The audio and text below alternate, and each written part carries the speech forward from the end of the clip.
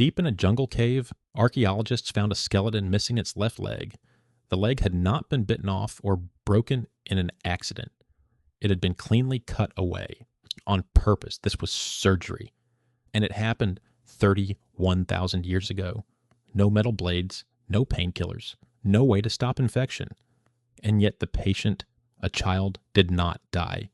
The bone had healed.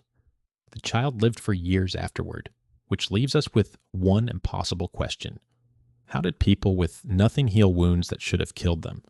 To understand it, picture the world they lived in. A world where a tiny scratch could become a death sentence. They had no idea germs even existed.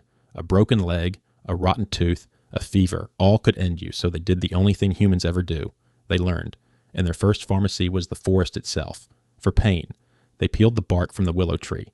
Inside that bark hid a powerful painkiller. They crushed it, chewed it, and the pain faded. Here's the part that should give you chills. That same chemical in willow bark is in your medicine cabinet. It is the active ingredient in aspirin, like the oldest painkiller on Earth, found long before any laboratory.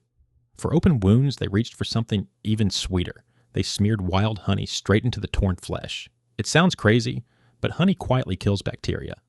It dries out the germs and stops them spreading, and doctors still use medical honey on wounds today. But the most shocking healer was not even fully human. Meet the Neanderthals, our ancient cousins. Scientists studied the hardened plaque on one Neanderthal's teeth, and what they found rewrote everything. This Neanderthal had a brutal abscess rotting in his jaw. He also carried a parasite, tearing up his gut. So he was eating poplar, a tree full of that aspirin chemical. He was dosing himself with a natural painkiller. But that is not even the unbelievable part. In his teeth, they also found traces of a specific mold, the exact mold that gives us penicillin, a natural antibiotic used to fight an infection. And here is the truly staggering thing. This was over 40,000 years before we discovered penicillin. An ancient cousin was using antibiotics before we even knew what germs were, and they were not the only ones who knew the secret of mold. Across the ancient world, people pressed moldy plants onto wounds. They had no idea why it worked, but it did. Thousands of years later, a scientist saw the same thing in a dish, and that became the antibiotic that has saved millions of lives. Now, let me tell you about a man frozen in ice. He died over 5,000 years ago, high in the mountains. The ice preserved his body almost perfectly, and his frozen body was carrying a tiny medical kit. He had lumps of a special fungus tied to his belt, a fungus that fights bacteria and the worms in your gut. And tests proved he did have gut parasites.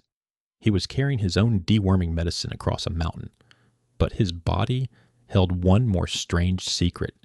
His skin was covered in over 60 small tattoos, and they were not for decoration. Every tattoo sat directly over an aching, worn-out joint. His wrists, his knees, his back, all marked where he hurt. It may be the oldest pain treatment ever found on a human body, treating the exact sore spot, the way therapies still do today. Now brace yourself, because this next one is brutal. We keep finding ancient skulls with neat holes cut into them, not from weapons, not from accidents. Someone deliberately opened a living person's head. They scraped and drilled through solid bone by hand, maybe to relieve pressure, maybe to release terrible headaches. Imagine the courage that took on both sides. And here's the unbelievable part. We find these skulls with the bone grown smoothly back, which means the patients lived, often for many years. Surgeons still open the skull to save lives the very same way. They even fixed teeth tens of thousands of years ago. They cleaned out rotting cavities with tiny sharp stones. They even drilled teeth and filled the holes. One ancient tooth was filled with a plug of beeswax. The first dentists working with stone and steady hands. Some of their cures sound disgusting to us now. They let certain insects clean the dead flesh from wounds, and they used blood-sucking worms to drain swelling.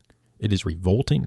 It also genuinely works, so well that hospitals still use both of them today. But the most powerful medicine of all was not a plant. We found a Neanderthal man with horrifying injuries, a crushed arm, a damaged leg, and blindness in one eye. Injuries that should have left him helpless and dead.